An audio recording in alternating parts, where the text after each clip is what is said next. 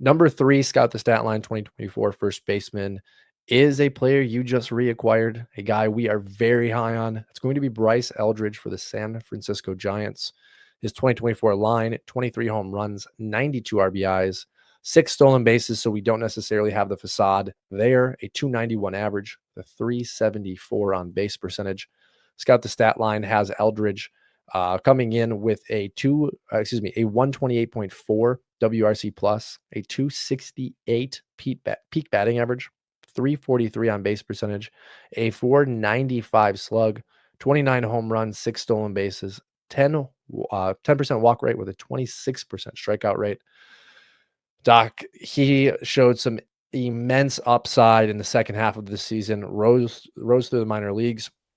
This is probably my number 1 first base prospect currently. What are your thoughts on Eldridge? Has to be. So Eldridge, I got a lot of thoughts on Bryce Eldridge. I'm actually somewhat known. I was getting tagged by people on X last year. Whenever he'd do something good, they're like, "Yes, your guy." I was actually so big on him. I thought he could do the pitcher batter thing. White Otani. I thought it was happening. Still think it could have happened.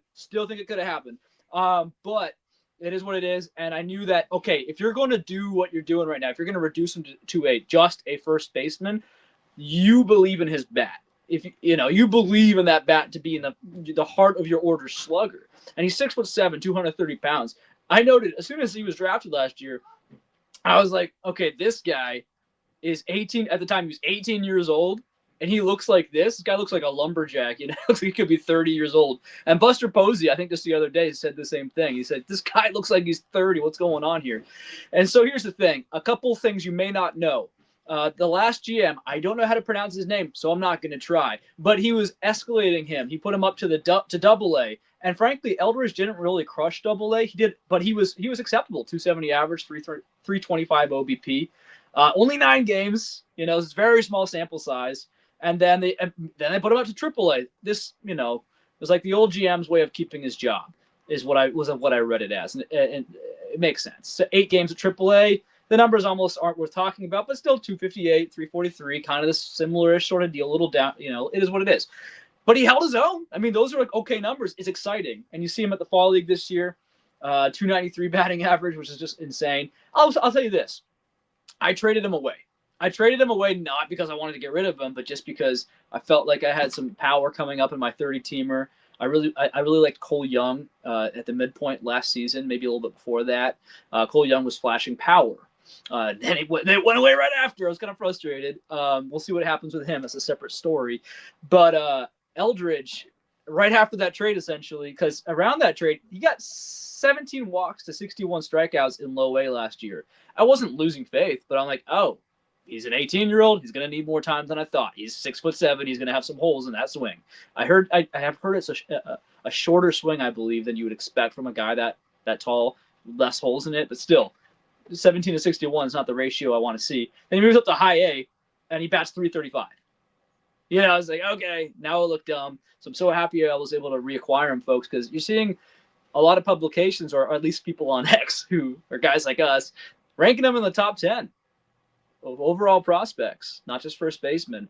And I think he is my number 1 first baseman, because here's the deal, folks. As much as we're kind of talking about his ability to hit and not strike out, as long as he keeps that sub-30, he's one of those guys with that thunderous power. Watch some of his clips on X of him hitting a baseball. It makes a funny sound that most humans can't create. And so when you have that raw power and you can hit something like, even if he hits 240 or higher average, it's like, that's all we need. We're going to see 30-plus home runs. If he ever becomes a guy who bats 250 to 270, maybe more, but we don't need more. 250 to 270, watch out. There's a lot of contact from a guy with a lot of power. It doesn't really matter he's playing in the Giants park or anything like that, because he's going to have that power that they're going to need to clear to send some balls into the water, into that bay. And I think you have a guy who has realistic 40-plus home run power. You don't see 40 home runs a lot, so that's a lot. That's saying a lot, but I think people agree with me. As I said, I had a lot to say about Bryce Eldridge, and you just heard it, folks. It's interesting. You talked about that prodigious power, and we have a couple names on this list that I think have that tool, Eldridge being one. I think Isaac has it, right? There's more to come with his profile, but when you watch his clips, The power is absolutely real. Davison De Los Santos did not make our list. We will kind of briefly touch on him just because the model has an interesting take. Abimelec Ortiz, there's a number of these guys. The real question is, what do the strikeouts look like? And I think you brought up a great point, 250 to 270. Well, the real question for me is, what if he's a 290 hitter? Then we're talking about a perennial all-star.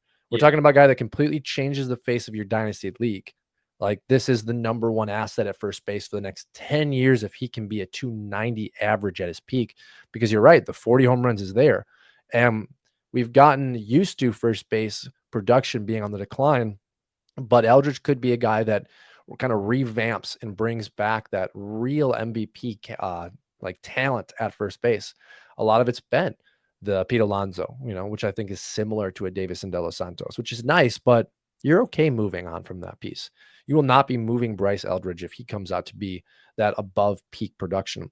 And again, Scout the Stat Line has him at a 268 expected peak average. That's pretty damn good when you're talking about the 29 expected home runs. Yeah, I think that and just to put one more thing, because there's always one more thing with him. Right now, if I had to guess, I'm seeing like a Kerry Carpenter styled, natural ratio. Like frankly, I do think he has great bat to ball skills. I think it's not crazy to see him doing 270 with maybe a 330 OBP. But here's the deal: he's way bigger and has way more upside than Kerry Carpenter, and he's younger too. So like, what the heck? Like, what does he have to tap into here, right? So if he can become a guy with thunderous power who hits the ball 270. That's how much contact he's making. I think it doesn't matter if his eye is as elite as, someone who's going to give you a natural like 350 plus OBP. He could be like Aaron Judge, who, not like Aaron Judge, but he can be in the vein of Aaron Judge, where he's going to just have a higher OBP because pitchers become scared of throwing him that meatball, and rightfully so if everything goes according to plan. So I wanted to pull this up because I was intrigued, and there's one concern in the profile for me, Doc. Versus righties, 332 at bats. He had a 319 average, 406 on base percentage, just crushed.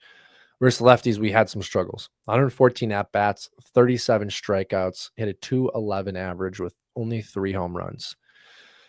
So there is some split concern here. He's young, though. I think we see that a lot of the time, especially with lefty batters when they're young. They haven't seen enough exposure to their like-handed pitchers. That will be something for us to track this year. I am actually going to expect, hopefully, a rise to the 240 range in batting average against lefties this year. If we can see that growth, my concern will be kind of out the window. If you're going to I am seeing 3 home runs here. Not 1. Or did you say 3? 3. I may have said 1, but 3, yes. So if we were to extrapolate that and, put it into the same numbers against righties, that would be 9 home runs to his 20 home runs in the same amount of at-bats. That's an insane. That's not great. Obviously, I agree with you. We need to see this improve. But what he does against righties is out of control. Look, that's actually out of control. Yeah. And but that's growth, right? Like, you talk a lot about minor league baseball and translating to Major League Baseball. We can see 319 come down to 290. I could see that. That's 30 points. But what we can't see is 211 drop 30 points, right? It's unusable at that point. But again, youth is on his side. Would you agree? Yeah, man, that was his first full pro season, and he's looking pretty good. Like, let's say we intentionally keep him in the minors till 23 for some stupid reason. Like, now he comes out, he's 23 years old. That's still very young in Major League Baseball, and he's going to be up this year as a 20-year-old. My prediction.